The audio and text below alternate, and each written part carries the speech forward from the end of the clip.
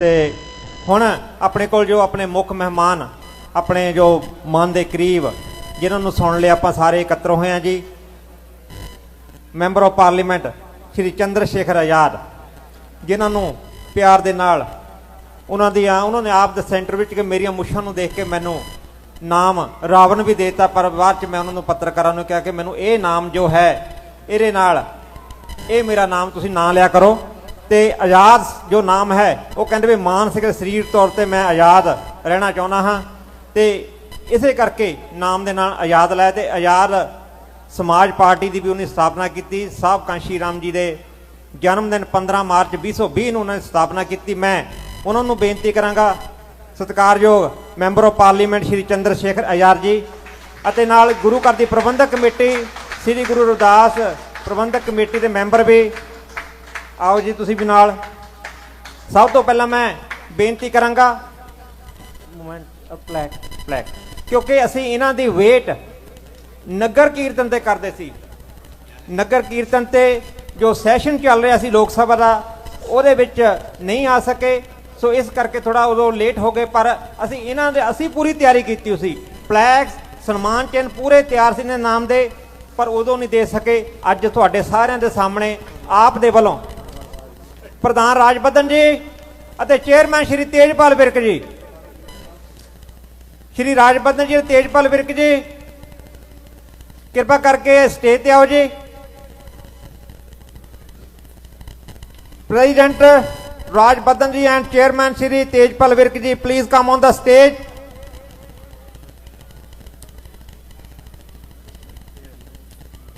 5 ਦਸੰਬਰ 1987 ਨੂੰ ਜਨਮੇ पिता late master Gaurtan Das headmaster माता श्रीमती कमलेश देवी के गृह विखे इन्होंने जन्म लिया 5 दसंबर 1987 ਨੂੰ। आओ तेजपाल विरक जी ਅਤੇ राजबद्दन जी प्रेसिडेंट आप कृपा करके आओ जी।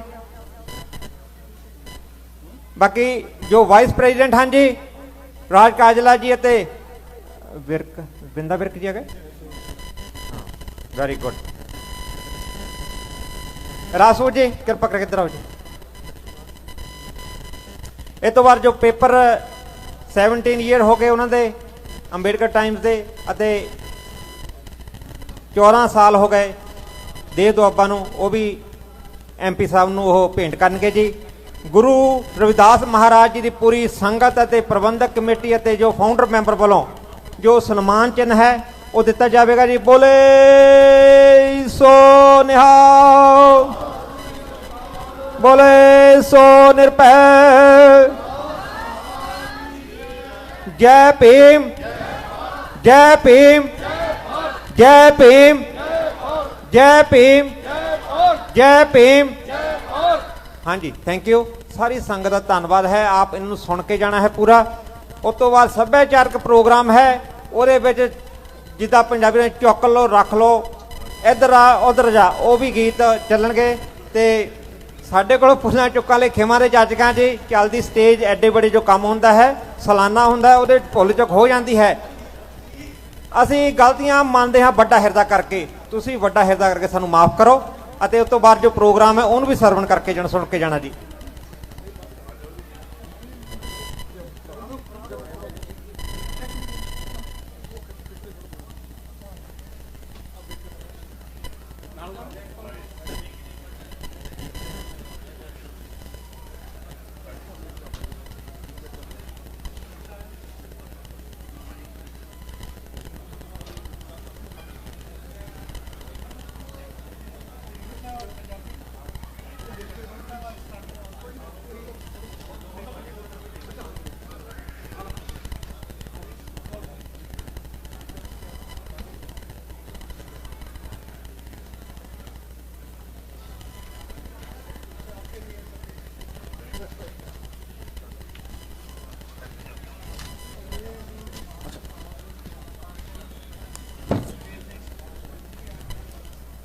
साध संगत जी आप कितने देर तो बैठे हो।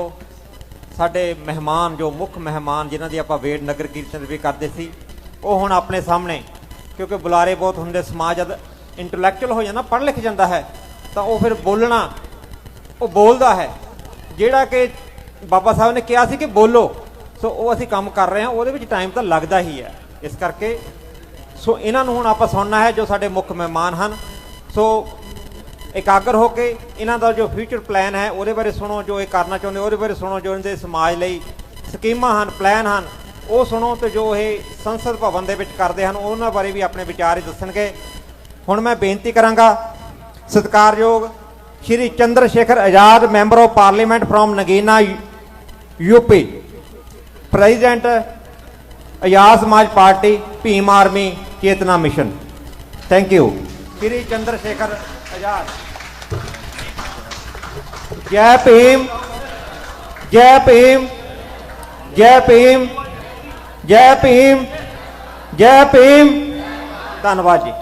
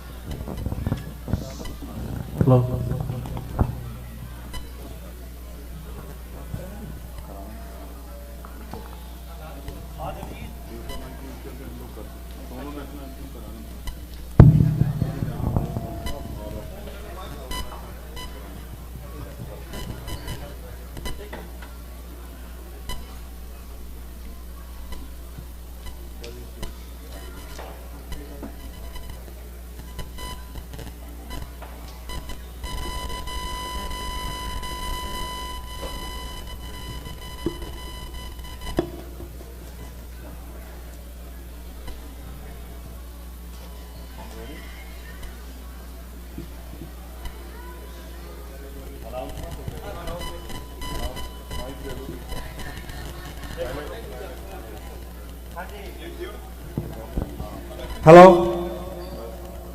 हाँ जी, मैं बेनती है सारिਆਂ ਨੂੰ कि सत्कारयोग श्री साडे मुख मेहमान चंद्रशेखर आज़ाद, उन्होंने बेनती है, उन्होंने इच्छा है कि जो भारत का राष्ट्रीय गीत नैशनल एंथम है जन गण मन वो भी प्ले किया जाए। वो आपको सारे पता वा किस पोजीशन में खड़ना है, जानी कि सावधान पोजीशन खड़ते हैं वो आप खड़े हो जाए। उस तो बाद अमेरिका का जो नैशनल एंथम है, first American national anthem, then Indian national anthem we will play from here from the stage. Please take your position in attention like this.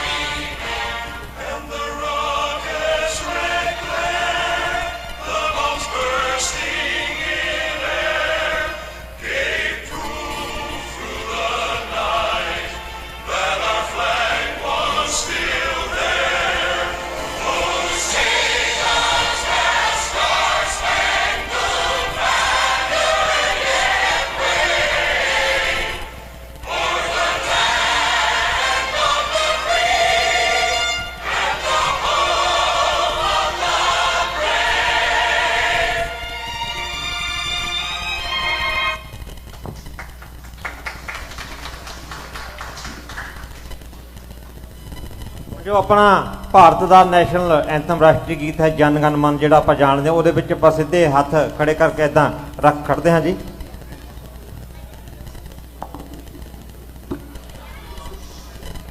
मन अधिनायक जय हे भारत भाग्य विधाता, पंजाब सिंध गुजरात मराठा द्राविड़ उत्कल बंगा,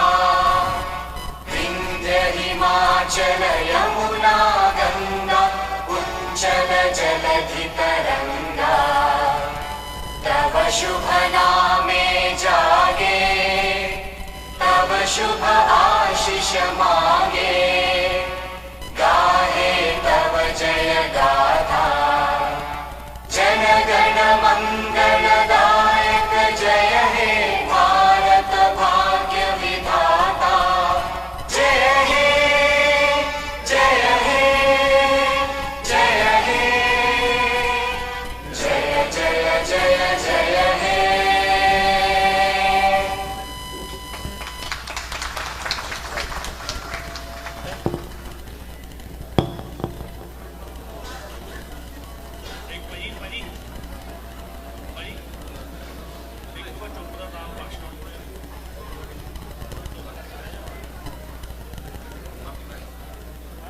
सबसे पहले तो मैं यहाँ की गुरु घर कमेटी का बहुत बहुत धन्यवाद करता हूं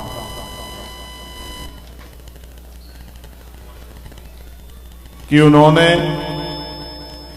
इतना अच्छा कार्यक्रम डॉक्टर बाबा साहब अम्बेडकर की बर्थ एनिवर्सरी का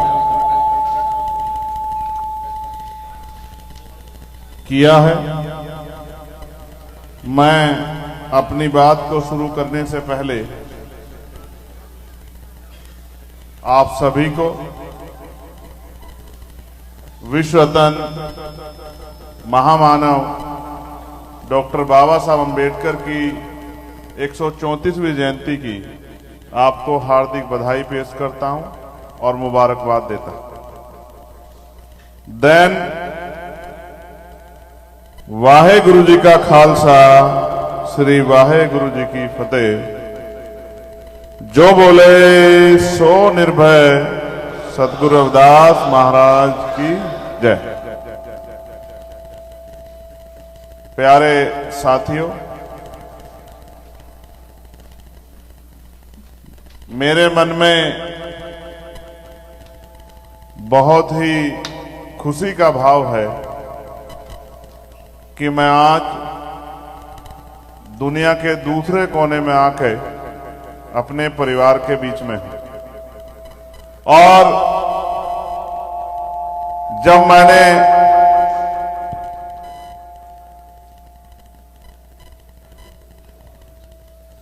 यहां वक्ताओं को सुना है, जिनमें भी नौजवान बच्चों को सुना है, तो मेरे दिल में और प्रसन्नता हो रही है कि हमारी आने वाली जनरेशन भी अपने महापुरुषों के इतिहास के बारे में जान रही। मैं सभी धर्मों में जन्मे सभी संतों, गुरुओं और महान पुरुषों को नमन करता हूं।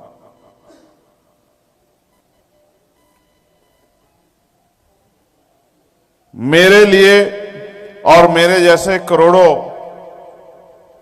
भारतवासियों और दुनिया में रह रहे हक वंचित समाज के लोगों के लिए आज का दिन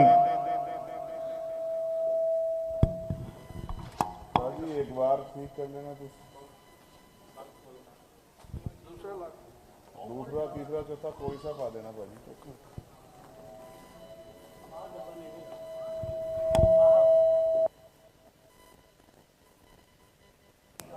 हेलो,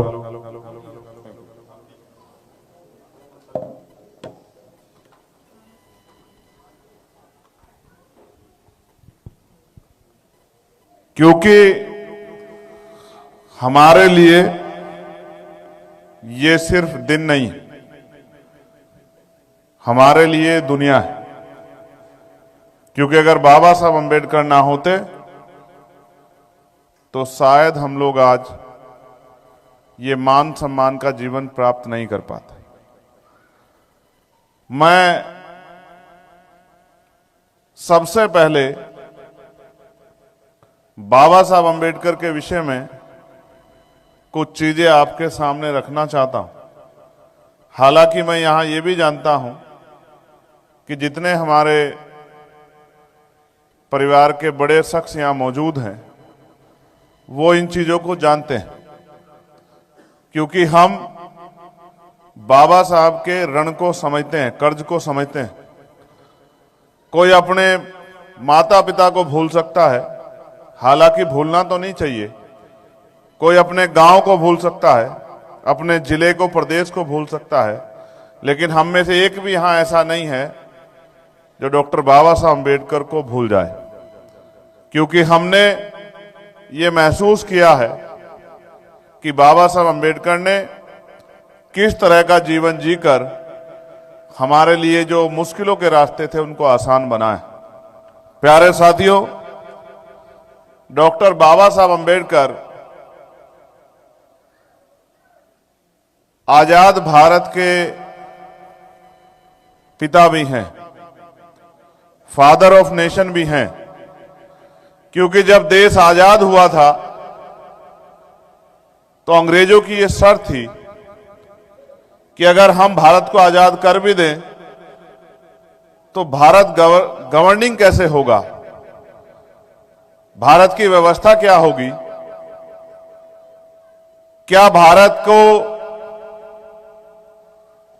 के लोगों को वो सब हक अधिकार और अवसर प्राप्त हो पाएंगे जिसके लिए जिनका वो अधिकार रखते हैं। दुनिया में घूमने के बाद बाबा साहब अंबेडकर के रूप में भारत को संविधान निर्माता मिला, जिन्होंने 2 साल 11 महीने 18 दिन में पूरी दुनिया का सबसे प्यारा संविधान, सबसे सुंदर संविधान, भारत का संविधान बनाने का काम किया। ये हम सब के लिए गर्व की बात है। उस संविधान की वजह से टुकड़ों में बटा भारत, जातियों धर्मों में बटा भारत एकजुट हुआ और वही अधिकार आज प्रधानमंत्री के बेटे को है और वही अधिकार आज भारत में किसान मजदूर के बेटे को भी है। ये अगर संभव हो पाया है तो ये बाबा साहब अंबेडकर के संघर्षों से और भारत के संविधान के रूप में जो आजादी उन्होंने हमें दी है, ये उसी की वजह से संभव हो पाया। मैंने अपने जीवन में ये महसूस किया है कि हम बाबा साहब को जानते तो हैं, मानते भी हैं, लेकिन उनकी शिक्षाओं पे पूरी जिम्मेदारी से काम नहीं कर रहे हैं, क्योंकि जिस दिन हम उनकी शिक्षाओं पे काम करेंगे तो मुझे ऐसा लगता है कि हमारी परेशानियां बड़े पैमाने पे खत्म हो जाएगी। जब मैं यहां आया हूं तो आपको देख के मेरे मन में बड़ा उत्साह है कि आपने बाबा साहब अंबेडकर को फॉलो करके यहां स्वाभिमान सम्मान का जीवन प्राप्त किया। बाबा साहब कहते थे कि गांव जातिवाद का अड्डा है, गांव से निकलो और शहर की तरफ चलो, शहरों से निकलो और राजधानियों की तरफ चलो। आपने तो उनकी बात को और आगे बढ़ाया और आप कामयाबी के लिए गांव से शहर, शहर से प्रदेश, प्रदेश से देश और देश से यहां विदेश तक भी पहुंच चुके हो। और जब मैं यहां पिछले 3-4 दिन से ट्रैवल कर रहा हूं तो आपकी सामाजिक आर्थिक स्थिति को देखकर यह महसूस होता है कि बाबा साहब के सपनों पे असल काम कहीं हो रहा है तो वो यहीं हो रहा है। प्यारे साथियों, बाबा साहब अंबेडकर ने जो अपने बचपन में झेला है, जो परेशानियों का सामना किया है, मैं आज यहां अरदास भी करना कि किसी और को वो दिन या वो परेशानी अपने जीवन में ना झेलने को मिले। जो बचपन जिसमें ज्ञान की कमी होती है और मां बाप पहले गुरु के रूप में और विद्यालय में गुरु आपके जीवन को संवारने का काम करता है, वहां बाबा साहब अंबेडकर ने अपने शिक्षा के समय इस तरह का अपमान और गैर बराबरी का सामना किया है कि आज हम किसी भी कीमत पे इस तरह के अपमान को स्वीकार करने के लिए तैयार नहीं। हालांकि ये भी सच है कि जिस देश से मैं आया हूं वो देश तो बड़ा सुंदर है, लेकिन आज भी वहां ऐसी घटनाएं होती हैं जिनको सुनकर मन कांप जाता है। अभी कुछ दिन पहले राजस्थान के एक गांव में सिर्फ मटकी छूने पर एक बच्चे को पीट पीट के मार दिया गया।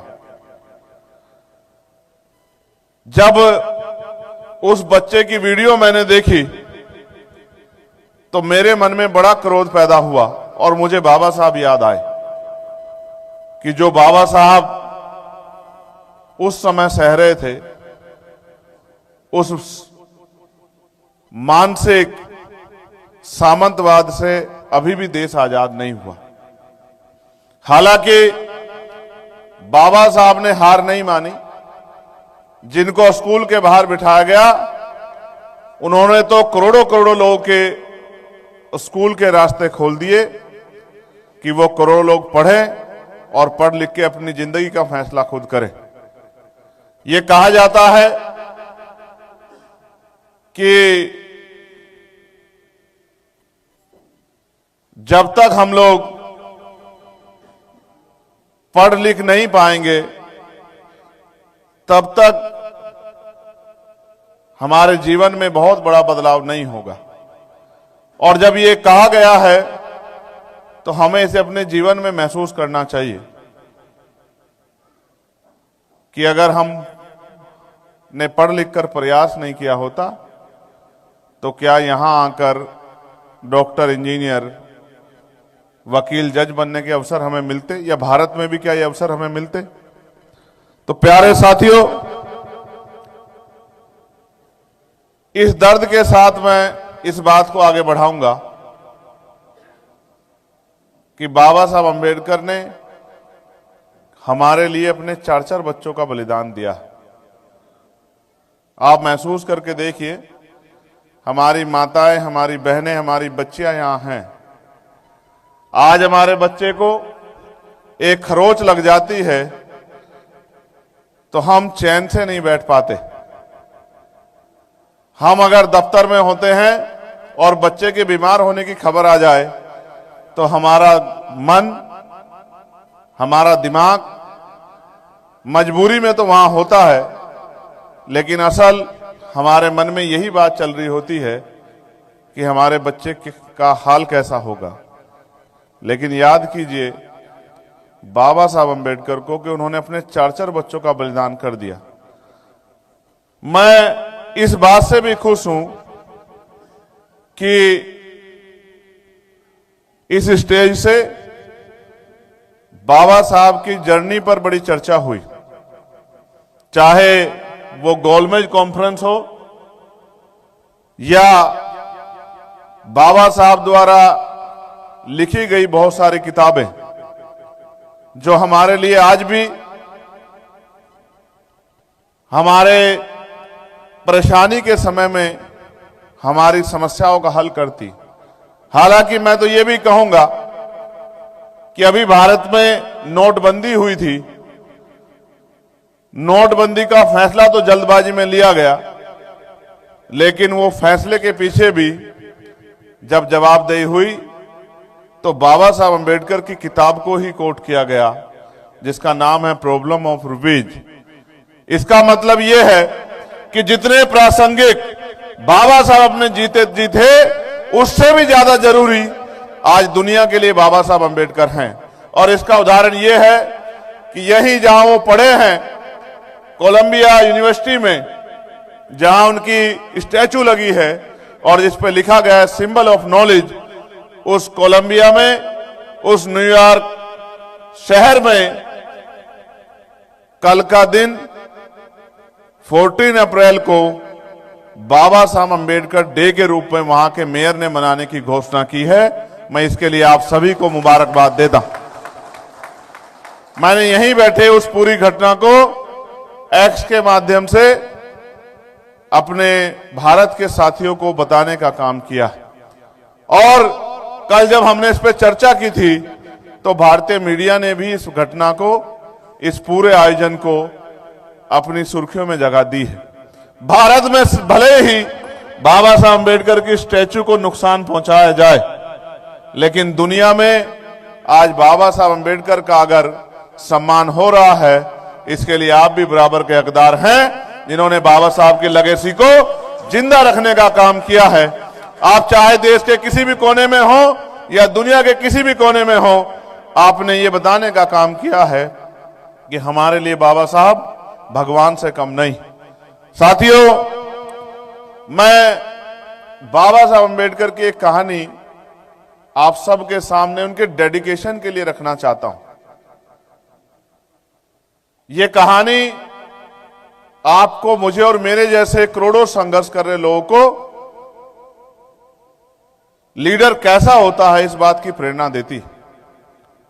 आप याद करेंगे तो एक विदेशी पत्रकार जब भारत के दौरे पर गया और भारत के बड़े बड़े नेताओं से मिलने के लिए उनके घरों पर पहुंचा, वो जिस नेता के घर जाता वो नेता आराम करते हुए या अपने घर परिवार के साथ समय बिताते पता लगते। चाहे वो गांधी जी के पास गए हों या नेहरू जी के पास या पटेल जी के पास, पूरे दिन थकते हारते पत्रकार साथी रात को बाबा साहब अम्बेडकर के यहां पहुंचे। बाबा साहब अम्बेडकर अपने रूम में कुछ किताबों की स्टडी कर रहे थे। पत्रकार साथी को उन्होंने देखा नहीं। उन्होंने सोचा उनके साथ काम करने वाला उनका कलीग है। उन्होंने उससे, पत्रकार से पानी मांगा। पत्रकार जवाब नहीं दे पाया तो बाबा साहब ने सर उठाकर देखा तो एक अननोन व्यक्ति खड़ा था। बाबा साहब ने उनसे पूछा कि हु आर यू। जब बाबा साहब ने उनसे पूछा तो उन्होंने कहा कि डॉक्टर अंबेडकर, मैं एक जर्नलिस्ट हूं और यहां के इंडिया के बड़े बड़े लीडर से बात करने के लिए सुबह से प्रयास कर रहा हूं।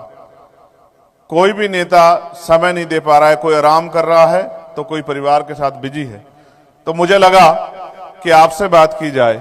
लेकिन रात के 1:30 बजे 2 बजे आप क्यों जाग रहे हो? तो बाबा साहब ने एक ही लाइन में जवाब दिया कि उनका समाज जाग रहा है इसलिए वो लोग सो रहे हैं और मेरा समाज सो रहा है इसलिए मैं जाग रहा हूं। अब धीरे धीरे उनका समाज जागने लगा है। जिस दिन ये संपूर्ण रूप से जाग जाएगा, मैं आपको विश्वास दिला के कहता हूं कि उस दिन असल में बाबा साहब अम्बेडकर का युग आएगा। प्यारे साथियों, बाबा साहब कोई ऐसी फील्ड नहीं है जिसके मास्टर बाबा साहब ना। वो अर्थशास्त्री भी थे। भारत के आरबीआई की स्थापना में उनका योगदान है। वो जर्नलिस्ट भी थे, पत्रकार भी थे। बहुत सारे पेपर उन्होंने, बहुत सारी पत्रिका उन्होंने निकाली। कोई सोच नहीं सकता है कि जब वो पढ़ते थे, जिस डिग्री को करने में 3 साल का समय लगता था, बाबा साहब के संकल्प की वजह से वो 1-1.5 साल में उस डिग्री के कार्य को पूरा कर लेते थे। ये बात सभी को प्रेरित करती थी। बाबा साहब लेखक भी थे। उनके द्वारा लिखी गई किताबें आज भी भारतीय गवर्नमेंट छापने का काम करती है। वो विधि के ज्ञाता भी थे। कानून में भी उनके बराबर का वकील नहीं था, उनका तोड़ नहीं था। बाबा साहब महिलाओं के मुक्तिदाता भी थे।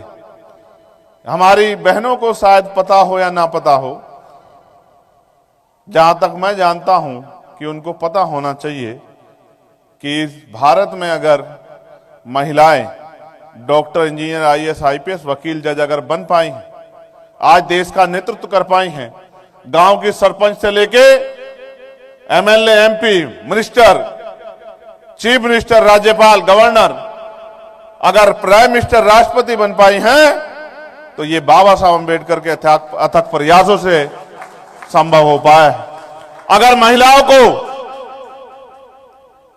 मैटरनिटी लीव मिलती है, इसके लिए भी बाबा साहब अम्बेडकर का योगदान है। अगर वहां का लेबर 8 घंटे काम करती है, इसके लिए भी बाबा साहब अम्बेडकर का योगदान है। और तो और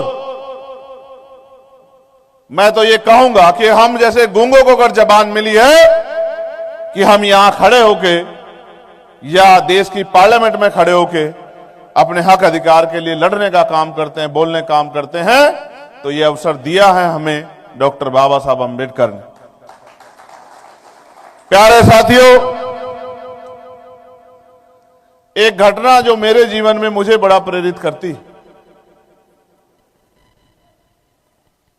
और ये भाषण बाबा साहब अम्बेडकर का 18 मार्च 1956 का है, जो आगरा में उन्होंने दिया था। हम मान्यवर काशीराम साहब से कैडर में इस बात को सुना करते थे कि जब 18 मार्च 1956 को बाबा साहब आगरा में थे और आगरा में उन्होंने जब स्पीच दी तो उन्होंने ये कहा कि मुझे मेरे पढ़े लिखे लोगों ने धोखा दिया है।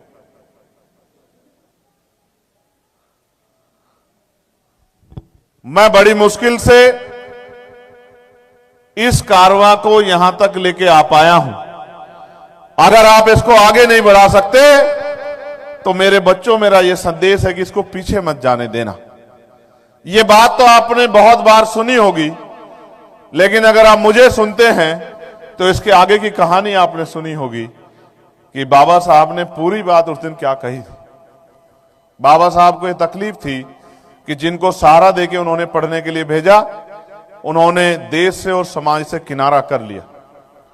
उन्होंने ना समाज की परवाह की, ना अपने देश की परवाह की। उन्होंने बाबा साहब के योगदान को भुला दिया और अपने परिवार तक सीमित हो गए। तो बाबा साहब अम्बेडकर ने बात को आगे बढ़ाते हुए कहा कि अब मैं बूढ़ा हो चला हूं, बीमार रहता हूं। अब मैं बूढ़ा हो चला हूं, बीमार रहता हूं। जो मैं करना चाहता था उसका बहुत कम हिस्सा अभी कर पाया हूं। मैं ये सोचता हूं कि इस आंदोलन रूपी तंबू को जिस तरह मैंने चलाया है, अगर एक भी नौजवान ऐसा खड़ा हो जाए कि वो इस तंबू का बंबू बनके इस आंदोलन को आगे बढ़ाने का काम करे, तो मैं अम्बेडकर भी चैन से मर सकूं। लेकिन जब मैं चारों तरफ देखता हूं तो मुझे एक भी नौजवान ऐसा दिखाई नहीं देता। जिस दिन मैंने बात पढ़ी थी उसी दिन मैंने ठान लिया था कि हम बाबा साहब के सपने को अधूरा नहीं छोड़ेंगे। बाबा साहब अम्बेडकर के सपने को पूरा करके दिखाएंगे, अपने जीवन का एक एक पल लगाएंगे और ये साबित करेंगे कि अभी बाबा साहब अम्बेडकर के बच्चे जिंदा हैं। उस देश में वो सपना पूरा होगा जो बाबा साहब ने देखा था। प्यारे साथियों, आज बाबा साहब की जयंती हम यहां अमेरिका में मना रहे हैं, लेकिन भारत में हर गली में, हर गांव में, हर कस्बे में, हर शहर में, हर जिले पर, हर ऑफिस में, वो सरकार किसी की भी हो, वो बाबा साहब के विचारों से सहमत हो या ना सहमत हो, वो बाबा साहब को मानते हो या ना मानते हो, लेकिन आज बाबा साहब भारत की जरूरी और मजबूरी दोनों है। आज सबको बाबा साहब अम्बेडकर के सम्मान में खड़ा होना पड़ता है। और अगर राजनीति भी करनी है तो बाबा साहब की फोटो को अपने घरों में और अपने बैनरों पे लगा के उनके आगे नतमस्तक होना पड़ा है। ये है डॉक्टर बाबा साहब अम्बेडकर, जो भारत के खून में बहते हैं, जो भारत की सांसों में बहते हैं, जो भारत की हिस्ट्री में अजर और अमर हैं। जब तक देश रहेगा तब तक बाबा साहब अम्बेडकर रहेंगे। बाबा साहब अम्बेडकर को मिटाने वाला ना कोई कल था और ना आने वाले कल में होगा, क्योंकि जैसे जैसे हमारी नई जनरेशन बाबा साहब को समझ रही है वो उनके रास्ते पे चल रही। आज देश में तेलंगाना एक ऐसा स्टेट है जिसने सबसे बड़ी स्टैचू बाबा साहब की लगाई। उसके बाद आंध्रा के लोगों ने, आंध्रा की सरकार ने उससे भी बड़ी स्टैचू, जैसे यहां आपके यहां की स्टैचू यहां है लिबर्टी, स्टैचू ऑफ लिबर्टी, वैसे ही डॉक्टर बाबा साहब अम्बेडकर की बड़ी बड़ी आत्मकद स्टैचू बड़े बड़े प्रदेशों में लग रही, क्योंकि वो किसी जात का हो, वो किसी धर्म का हो, वो किसी पार्टी का हो, लेकिन बाबा साहब अम्बेडकर ना जाति, ना धर्म, ना पार्टी, इन सब के बैरियर से ऊपर है। उनका कद फादर ऑफ नेशन, उनका कद विश्वास, उनका कद संघर्ष, उनका कद समानता, स्वतंत्रता, बंधुत्व, उनका इतना बड़ा कद है कि उनके बाद उनके बिना आज आजाद भारत में राजनीति की कल्पना नहीं हो सकती। क्योंकि हम तो बाबा साहब अंबेडकर को इस रूप में मानते हैं कि वो हमारे लिए भगवान है। हमारे लोग तो, मुझे ये कहने में बड़ा, आप तो हमारी बहनें तो यहां आ गई हैं, लेकिन मुझे ये कहने में कोई हर्ज नहीं है कि गांव की बिना पढ़ी लिखी महिलाएं भी अपने पिता के बारे में कुछ भी सुन सकती हैं, अपनी मां के बारे में कुछ भी सुन सकती हैं, लेकिन बाबा साहब अंबेडकर के खिलाफ कुछ नहीं सुन सकती। अगर किसी गांव में बाबा साहब अंबेडकर की स्टैचू लगी हो और उसकी तरफ कोई आंख उठा देता है, तो हमारी बहनें जो कभी घर से बाहर नहीं निकलती, वो बाबा साहब के सम्मान में आंदोलन करने का काम करती है, बाबा साहब के सम्मान में संघर्ष करने का काम करती है। इसलिए मैं बार बार कह रहा हूं कि बाबा साहब अंबेडकर हमारे खून में बहते हैं। प्यारे साथियों,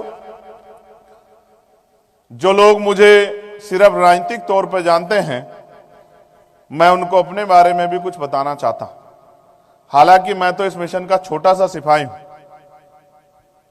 मैंने तो जिनको गुरु माना, मान्यवर साहब काशीराम, मैं ये भी कह सकता हूं कि अगर मान्यवर साहब काशीराम नहीं होते तो शायद हमारे लोग बाबा साहब अंबेडकर को भूल जाते।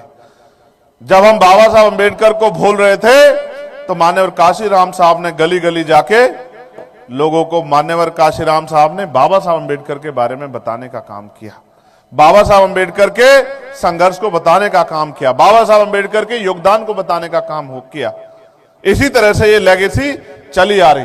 पहले फूले साहब ने, फिर साहू जी महाराज ने, फिर बाबा साहब अंबेडकर ने, और आज जब हम बाबा साहब को नमन कर रहे हैं तो उनकी पत्नी को भी, मां रमा को भी हमें याद करना चाहिए। क्योंकि जिस तरह मां रमा ने बाबा साहब अंबेडकर का साथ दिया, उसी तरह आज हमारी बहनें माएं भी हम सब लोगों के घरों में हमारा साथ देके हमें ये लड़ने की शक्ति देती हैं। आप ये महसूस करके देखो, बाबा साहब हमारे लिए यहाँ गोलमेज कॉन्फ्रेंस में लड़ रहे थे, उनके बच्चे की जान चली गई थी, मां रमा ये कह रही थी कि बाबा साहब अंबेडकर आपका बच्चा मरा हुआ पड़ा है, और बाबा साहब अंबेडकर क्या कह रहे थे कि रमा, मैं अगर एक राजरत्न की परवाह करूंगा तो मेरे करोड़ों बच्चों का क्या होगा, जो ये उम्मीद लगा के बैठे हैं कि डॉक्टर अंबेडकर हमारे तरक्की के रास्ते खोलेंगे, हमें इज्जत सम्मान की जिंदगी दिलाएंगे। इसलिए मेरी नजरों में बाबा साहब अंबेडकर जैसा कोई दूसरा नहीं हो सकता है। प्यारे साथियों, मेरा जन्म एक गांव में हुआ है जिसका नाम है छुटमलपुर। आजकल वो कस्बा हो गया है क्योंकि दुनिया बदल रही है, आबादी बढ़ रही है। हमारी सरकार तो कहती है कि देश विकास की तरफ है, लेकिन वो विकास कहाँ है, मुझे भी ढूंढते ढूंढते बहुत दिन हो गए हैं, वो विकास मुझे नहीं मिल रहा है। जिस दिन वो विकास मुझे मिलेगा उस दिन मैं उससे भी सवाल करूंगा, क्योंकि मुझे ये सवाल करने का अधिकार भारत के संविधान ने दिया है। मेरे पिताजी, मेरी बायोग्राफी के बारे में मैं अंबेडकर टाइम का भी धन्यवाद दूंगा, उन्होंने यहाँ मेरी बायोग्राफी को छापा है। मेरे पिताजी एक शिक्षक थे जिन्होंने मुझे संस्कार दिए हैं और मेरे बचपन के समय से महापुरुषों के बारे में मुझे बताया है, उनके योगदान के बारे में बताया है। मेरी माँ, क्योंकि हम बहुत मजबूत परिवार से नहीं थे, तो मेरी माँ ने भी मुझे और मेरे भाइयों को, परिवार को आगे बढ़ाने के लिए बहुत संघर्ष किया है। मुझे यहां कहने में कोई परहेज नहीं है कि मेरी माँ ने घास काट काट के हमें पाला है, दूध बेच बेच के हमारी जरूरतों को पूरा किया।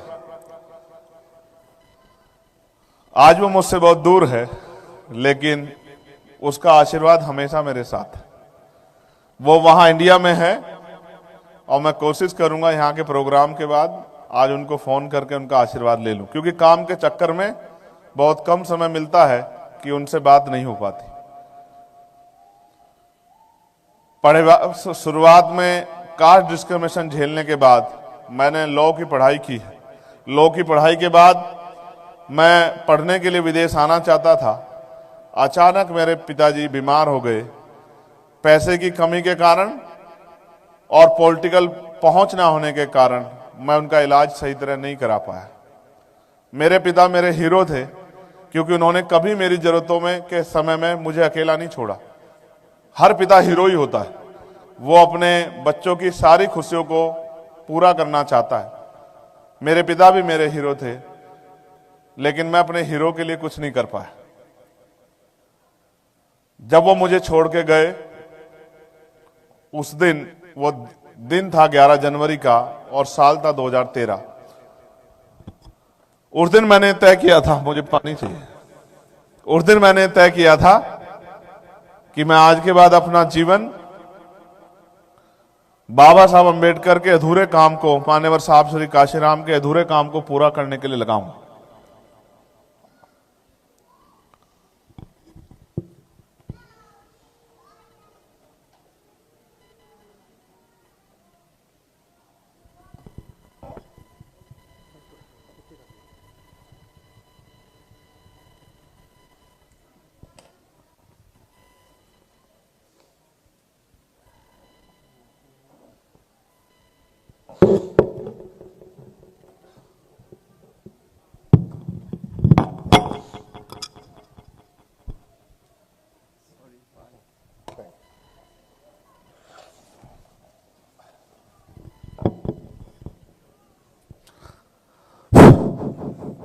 मैं बहुत ताकतवर आदमी,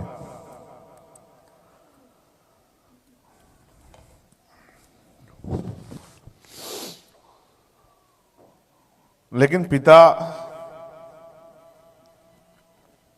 उसके जैसा भी कोई नहीं होता है, और वो दोबारा भी नहीं मिलते। इसलिए थोड़ा सा भावुक हो गया हूं। जिसने जीवन दिया उसे कुछ नहीं दे पाया। खैर, उनकी इच्छा थी, और जब वो बीमारी के दौरान थे, उन्होंने मुझसे कहा था, वो मुझे विदेश तो भेजना चाहते थे, लेकिन साथ साथ उन्होंने मुझसे कहा कि आप भी विदेश चले जाओगे, वहां की चमक दमक में खो जाओगे, वहीं सेटल हो जाओगे, लेकिन पता नहीं महापुरुषों के मिशन के लिए कोई कुछ भी क्यों नहीं करता। मुझे लगा कि वो भरे मन से मुझे भेजना तो चाहते हैं, लेकिन वो मुझे एहसास भी करा रहे हैं कि मेरी जिम्मेदारी क्या है। उन्होंने मेरा नाम चंद्रशेखर आजाद ऐसे नहीं रखा, मेरे भाई का नाम भगत सिंह ऐसे नहीं रखा। ये उनकी सोच थी कि उनके नस्लें, उनके बच्चे वो अपने देश के लिए कुछ करें।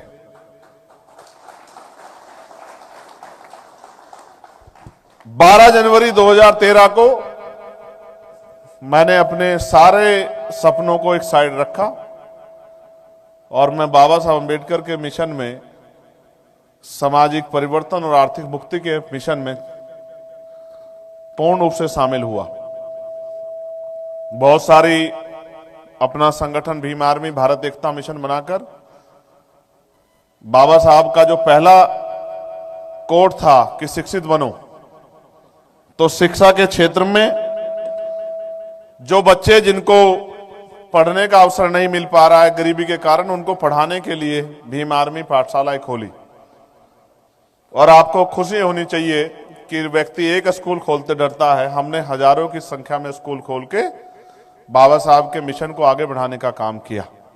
और हम अपने पाठशालाओं में सिर्फ सिलेबस नहीं पढ़ाते थे, महापुरुषों के बारे में भी पढ़ाते थे। फिर एक घटना के कारण जहां हमारे लोगों पे अत्याचार हुआ था, मुझे जबरन जेल भेजा गया। फरारी के समय में मैं पंजाब के साथियों के साथ रहा, फगवाड़ा में, होशियारपुर में, और जब मैं जेल चला गया तो 4 महीने बाद मुझे बेल मिल गई। मैंने सोचा कि 4 महीने या लगभग 120 दिन हो गए हैं, कल मैं सूरज देखूंगा। रात के 3 बजे मेरे ऊपर NSA लगाई गई, नेशनल सिक्योरिटी एक्ट। और मुझे फिर से जेल में डाल दिया गया। मैं लगभग 16 महीने जेल में रहा। मेरी मां से पूछा गया कि आपका एक बच्चा जेल में है तो उनको आपको कैसा लगता है। मैंने उनका इंटरव्यू आने के बाद सुना था। उन्होंने कहा कि मैंने अपने तीनों बच्चों को बाबा साहब अम्बेडकर के मिशन के नाम समर्पित कर दिया है। अगर वो मर भी जाएगा तो मुझे फर्क नहीं पड़ेगा, क्योंकि वो मिशन का काम करते हुए मरेगा। उस बात ने मुझे बल दिया। और जब मैं जेल से निकला, फिर महापुरुषों के काम को आगे बढ़ाने लगा। फिर दिल्ली में आपको याद होगा कि तुगलकाबाद वाला गुरु घर टूटा। सबने चिंता जाहिर की कि हमारे महापुरुषों का अपमान नहीं होना चाहिए। वो ऐसी जगह है जहां सदगुरु महाराज लगभग 6 महीने रुके थे। जब सिकंदर लोधी ने उनको गिरफ्तार कर लिया था और फिर बाद में सिकंदर लोधी को उनसे माफी मांगनी पड़ी, तो सिकंदर लोधी ने ये रिक्वेस्ट की थी महाराज जी से कि महाराज जी, आप से मेरा आग्रह है कि आप यहां रुकना, कुछ समय इस धरती पर अपने चरण रखना, तो हम लोगों का भाग सुधर जाएगा। तो वो लड़ाई भी लड़ने का काम हुआ। पंजाब का उसमें बहुत सहयोग रहा, हरियाणा का बहुत सहयोग रहा, वैसे तो देश भर में का सहयोग रहा, लेकिन विदेश में बैठे हमारे भाइयों का बड़ा सहयोग रहा। आर्थिक रूप से गाइड करने में आप लोगों ने बहुत बड़ा रोल अदा किया। जब वो आंदोलन हुआ तो हमें अपनी मांग को मनवाने के लिए 96 लोगों को जेल जाना पड़ा। हम लोग लगभग 2.25 महीने जेल में रहे। फिर कोई भी ऐसा दिन नहीं है जिस दिन हमने लड़ाई ना लड़ी। उसके बाद एनआरसी का आंदोलन हुआ, उसमें मैं जेल रहा। कभी किसानों का आंदोलन हुआ, उसमें हम लोग डटे रहे। कभी पहलवानों का आंदोलन हुआ, उसमें हम लोग डटे रहे। जहां भी पूरे भारत में कहीं किसी पर अत्याचार होता है तो हमारे लोग जाके वहां लड़ाई लड़ने का काम करते हैं। 2020 में इस बात को ध्यान में रखे कि बाबा साहब अंबेडकर ने जो कहा था हमसे कि political power is the master की, इट इज द मास्टर की by which can you open each and every door of your success, कि राजनीतिक सत्ता हमारे पास होनी चाहिए। कई प्रयासों के बाद जब सफल नहीं हुए तो हमने अपना दल बनाया।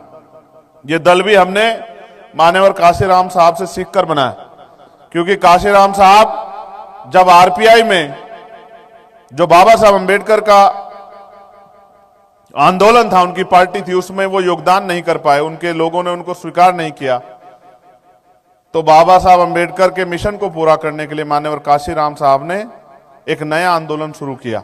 वो बाबा साहब के खिलाफ नहीं थे, लेकिन उनके दिल में कुछ कर गुजरने की तमन्ना थी और उनको अवसर नहीं मिल रहा था, इसलिए उन्होंने आंदोलन शुरू किया। जब वो शुरुआत में आंदोलन के दौर में थे तो हमारे लोग उनका मजाक उड़ाते थे। उनको कहते थे कि इस काशीराम ने अपनी नौकरी तो छोड़ दी है और हमारे बच्चों को भी हुक्मरान बनाने की बात करता है, मगर हमें तो लगता है कि हमारे बच्चों को रोजगार भी नहीं करने देगा। लेकिन एक ऐसा समय आया कि जब आपने उनकी बात पे पहरा दिया, उनका हाथ पकड़ा, तो हमने ताकत भी महसूस की और भारत की राजनीति में एक इतना बड़ा परिवर्तन भी आया कि जिनके पास चप्पल अच्छी नहीं होती थी, जिनके पास चप्पल 2 रंग की होती थी, मेरे आज भी वो दिन याद है जब पहली बार गवर्नमेंट बनी थी तो जो मंत्री बने थे उन पे चप्पल भी अलग अलग रंग की थी। उनको कपड़े भी उस दिन खरीदने पड़े। उनको देखकर गेस्ट हाउस का स्टाफ भी ये कह रहा था कि आप यहाँ कहाँ अंदर चले आ रहे हो। तो वो कहते थे कि हम मंत्री हैं। तो बोले मंत्री ऐसे होते हैं, ये तो मुझे आज ही पता लगा है।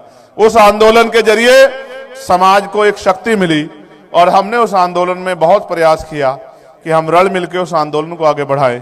लेकिन जब उन्होंने रास्ते बंद कर दिए तो मान्यवर काशीराम साहब के रास्ते पे चल के आंदोलन को आगे बढ़ाने के लिए, उनके अधूरे सपने को पूरा करने के लिए हमें वही फैसला लेना पड़ा जो मान्यवर काशीराम साहब ने लिया था कि हमें आंदोलन को रुकने नहीं देना है। क्योंकि साहब ये कहते थे कि मुर्दा लोग मिशन नहीं चलाते और जिंदा लोग मिशन को रुकने नहीं देते। मिशन को हमारे खून की जरूरत थी और हमने ये वादा किया कि हम अपना खून देकर भी बाबा साहब अम्बेडकर और मान्यवर काशीराम साहब के मिशन को सींचने का काम करेंगे, उनके सपनों को पूरा करने का काम करेंगे, उसके लिए संघर्ष करने का काम करेंगे। और फिर संघर्ष शुरू हुआ। इस बार संघर्ष खूनी हो गया और गोलियां भी खानी पड़ी। 2 साल पहले मेरे ऊपर गोली चली। 4 गोली चलने के बाद भी मैं आज आपके सामने खड़ा हूं, क्योंकि मैं मानता हूं कि जब तक सदगुरु रविदास जी महाराज का हाथ मेरे सर पर है, जब तक मेरी माँ बहनों का प्यार आशीर्वाद मेरे सर पर है, जब तक आप बड़ों का आशीर्वाद सहयोग हमारे साथ है, इतनी जल्दी हम लोग जाने वाले नहीं हैं। कोई गोली भी हमारा कुछ नहीं बिगाड़ सकती जब तक आपका हाथ हमारे सर पे है। उसके बाद 2024 में हमने लोकसभा का चुनाव लड़ा और मान्यवर काशीराम साहब का जो था 1 वोट और 1 नोट, उसके आधार पर चुनाव लड़ा। मेरी आर्थिक स्थिति ऐसी नहीं है, ना मैं किसी करोड़पति का बेटा हूं, मैं प्राइमरी स्कूल के मास्टर का बेटा हूं। और आज चुनाव में पैसे बड़े खर्च होते हैं, आप जाते होंगे, आपको पता होगा कि सरपंच के चुनाव में लाखों रुपए लगते हैं और ये तो हजारों सरपंच के बराबर है एक एमपी का चुनाव, इसमें तो करोड़ों रुपए खर्च होते हैं। लेकिन मैं धन्यवाद दूंगा कि जिस समाज में मैं बहुजन समाज में जन्मा हूं, उन्होंने एक एक पैसा देकर मुझे चुनाव लड़ाने का काम किया और वोट देकर मुझे जिताने का काम किया। अब मैं उस कर्ज को पार्लियामेंट में उतारने का काम करता हूं। जहां भी देश भर में कहीं कोई समस्या आती है, चाहे डॉक्टर की हो, इंजीनियर की हो, वकील की हो, जज की हो, किसान की हो, महिलाओं की हो, नौजवान की हो, किसी भी समुदाय के हितों की बात हो, चाहे जैन हो, बौद्ध हो, सिख हो, ईसाई हो, चाहे मेरे रविदास समाज के लोग हों, चाहे बौद्धिस्ट समाज के लोग हों, चाहे मुस्लिम भाईचारे के लोग हों, चाहे हमारे बैकवर्ड के लोग हों, चाहे किसान भाइयों की बात हो, हम सारी लड़ाई को लड़ने का काम करते हैं। और आज मैं जब अपनी बात को आगे बढ़ा रहा हूं तो मैं बड़े तकलीफ के साथ आपसे कह रहा हूं कि आज भी भारत की स्थिति बड़ी अच्छी नहीं है। अभी कुछ ही दिन पहले मूछें रखने पर एक हत्या हुई, अभी कुछ दिन पहले बुलेट मोटरसाइकिल चलाने पे, आप तो यहां मर्सिडीज लेके घूम रहे हैं, मगर वहां बुलेट रखने पे, बुलेट चलाने पे एक लड़के के हाथ काट ले गए। और कल रात मैं अपने बेरिया के गुरु घर के साथियों से, भीम इंटरनेशनल फाउंडेशन के साथियों से जिक्र कर रहा था। वो मुझसे कह रहे थे कि आ जाओ भंगड़ा पालो, तो मैं उनसे कह रहा था कि मेरा मन नहीं मानता, क्योंकि जिनके समाज पे अत्याचार हो रहा हो, जिनके समाज बुरे हाल में हो, वो किस मन से भंगड़ा पाए। अगर वो धोखेबाज है कि मन में कुछ रखता हो और जबान पे कुछ रखता हो तो वो तो खुश हो सकता है, लेकिन मेरे लिए खुशी के दिन अभी आए नहीं है। मैं मानता हूं वो खुशी का दिन भी आएगा जिस दिन भारत में एक अंबेडकरवादी लाल किले से नीला झंडा लहराएगा, वो दिन भी आएगा। इसलिए तब मैं भी खुशी मनाऊंगा। इसलिए मैंने उनसे कहा कि मैं आपको दिखाऊंगा कि हमारे यहां अभी हालात कितने खराब हैं। और जब सुबह हमने फोन खोला तो मेरे सामने एक घटना आई कि गेहूं का बोझ उठाने के लिए किसी को लेके गए और उसको जिंदा ही जला दिया। उसका परिवार चीख चीख के न्याय की अपील कर रहा था। मैं सुबह ही अधिकारियों को उठ के फोन कर रहा था कि उस मामले में न्याय दिलाने का काम करना। आज मैं यहां हूं, ये सच है कि फिजिकली मैं यहां हूं, लेकिन आज भी मेरा दिल, मेरा दिमाग वहीं है जहां के लोगों की मेरी जरूरत है। प्यारे साथियों, मैं अपनी बात को खत्म करते हुए एक इंपॉर्टेंट बात आपको कहना चाहता हूं। आप बहुत पढ़े लिखे हो सकते हैं, आप बहुत पैसे वाले हो सकते हैं, आपके पास बहुत साधन संसाधन हो सकते हैं, लेकिन अगर आप समाज से जुड़े हुए नहीं हो तो वह व्यक्तिगत आपके लिए तो बहुत फायदेमंद है, लेकिन समाज के लिए आप किसी काम के नहीं। अगर आप कितनी पढ़ाई करके बैठे हो, अगर आप कितने ही सम्मानित हो और आपका फायदा समाज को नहीं होता है, तो आपका होना या ना होना समाज के लिए बराबर है। मैंने बहुत पढ़े लिखे लोग देखे, मैंने बड़े पैसे वाले लोग देखे हैं। मैं उनसे पूछता हूं कि आपका समाज में क्या योगदान है। मैं आपसे भी ये कहना चाहता हूं,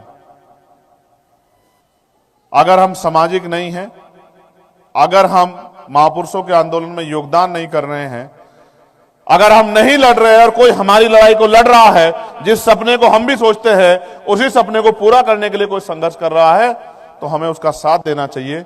ये बात भी मैं आपको कहना चाहता हूं। और मैं आज आपको यहां विश्वास दिलाता हूं, 14 अप्रैल का दिन क्योंकि शुरू हो चुका है, मेरे दिल दिमाग में, मैं आपको वचन देकर कहता हूं कि चंद्रशेखर आजाद ना झुकेगा, ना बिकेगा, ना रुकेगा। और जब तक महापुरुषों का सपना पूरा नहीं होता, हम लोग संघर्ष करते रहेंगे। मैं आपसे भी अपील करूंगा कि जैसे आपने सबको मौका दिया है, इस लड़ाई को, इस संघर्ष को, इस सपने को पूरा करने के लिए आप मेरा साथ भी दें। आप एक मौका मुझे भी दें। और देखें, जिस दिन से मैं पार्लियामेंट में गया हूं, जो लोग मुझे सुनते हैं, ईमानदार से बताओ, क्या कभी मैंने आपके मान को डिगने दिया है?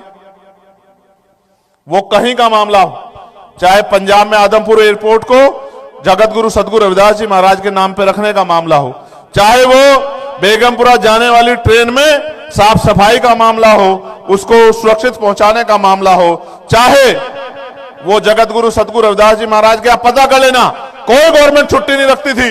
मैंने पार्लियामेंट में लड़ लड़ के कहा कि अगर सतगुरु जी की जयंती पे छुट्टी नहीं होगी तो फिर आप देखना कि आपको चंद्रशेखर आजाद का सामना सड़क पे करना पड़ेगा। और इस बार भी मैंने मांग की थी कि बाबा साहब अंबेडकर की जयंती को राष्ट्रीय पर्व घोषित किया जाए, तो सरकार ने छुट्टी तो घोषित कर दी, राष्ट्रीय पर्व घोषित नहीं किया। मैं आज आपको वचन देकर कहता हूं कि बाबा साहब अंबेडकर की जयंती राष्ट्रीय पर्व बनेगी, इसकी जिम्मेदारी हमारे कंधों पे है। और जब ताकत हम पे होगी, हम किससे मांगेंगे नहीं, हम उस ताकत के जरिए मान्यवर काशीराम साहब को भी भारत रत्न दिलाने का काम करेंगे, भारत रत्न सम्मानित करने का काम करेंगे। इस बात का भी मैं आपको विश्वास दिलाता हूं। आज वहां बच्चे एजुकेशन के लिए तरसते हैं, आज वहां गरीब लोग इलाज के लिए तरसते हैं। सरकार वादे बहुत करती है लेकिन धरातल पे कुछ नहीं। इसलिए मुझे लगता है कि जगत गुरु सतगुरु रविदास जी महाराज ने भी कहा था कि बेगमपुरा शहर बसाऊं। मैंने कल ये बात कही थी, मुझे आपको भी ये बात कहनी है। एक बार संगत में उनसे पूछा गया था, ऐसी ही संगत में, कि गुरुजी हम लोग इतना मेहनत मजदूरी करते हैं, इतना पसीना बहाते हैं, लेकिन हमारे जीवन में सुख सुविधाएं क्यों नहीं। तो गुरुजी ने अपनी बात को बताते हुए कहा था कि रविदास मानु सुखी बसन को सुकर है दो ठाव, एक सु स्वराज माही दूसर मरगट गांव।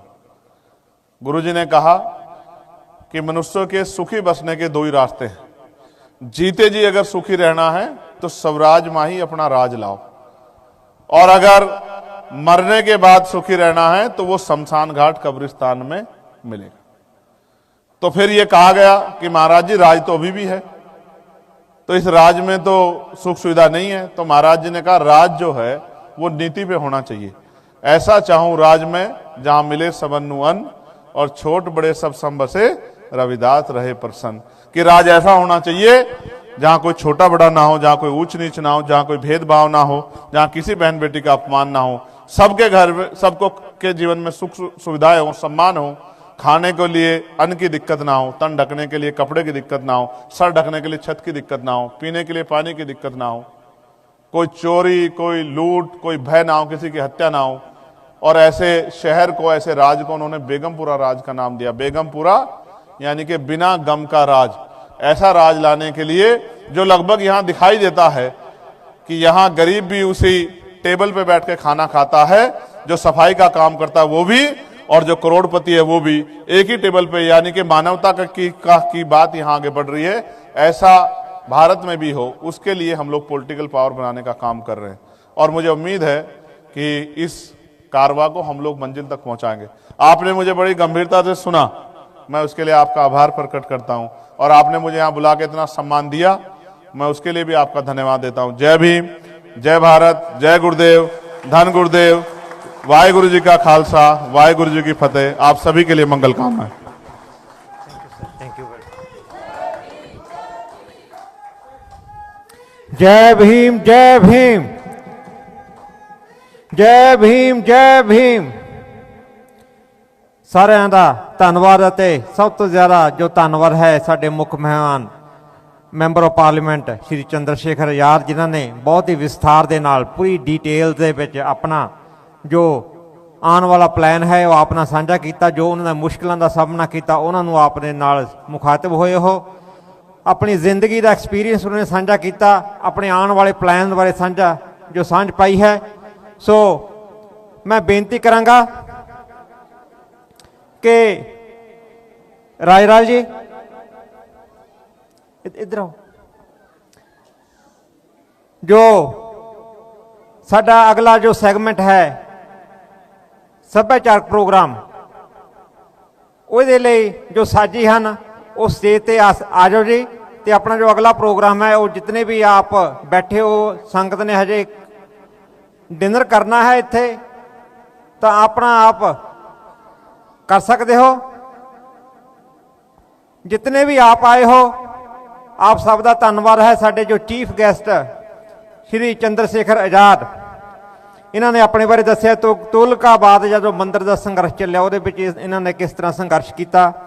ਭਾਰਤ ਬੰਦ 2018 अप्रैल 2 2018 ਦੇ ਵਿੱਚ मुझे कल रात ही मेरे गांव से मेरे दोस्त ने तस्वीरें भेजी 2018 की, जब ये हमारे गांव में नवांशहर बंगा रोड पे ये खुद आकर बैठे, मेरे गांव वालों के साथ ये खुद आकर 2018 के भारत बंद में ये बैठे थे। मेरा गांव बंगा नवांशहर के बीच है। उसने मुझे तस्वीरें भेजी, वो ज़्यादा ताज़ा हो गई। इन्होंने बताया हड्डियां तोड़वाई, गोलियां खाई, दांत तोड़वाए, समाज के लिए संघर्ष करते हुए। सो इसके साथ ही जो खाना लग चुका है, सासंग जी आप शांति से खाना खाइए। उसके बाद जो हमारे चीफ गेस्ट हैं वो यहाँ पर बैठे हुए हैं, आप उनसे भी बात कर सकते हैं। कोई आपका जेन्युइन क्वेश्चन है तो आप उनसे पूछ सकते हैं, कोई बात कर सकते हैं। सो इसके आगे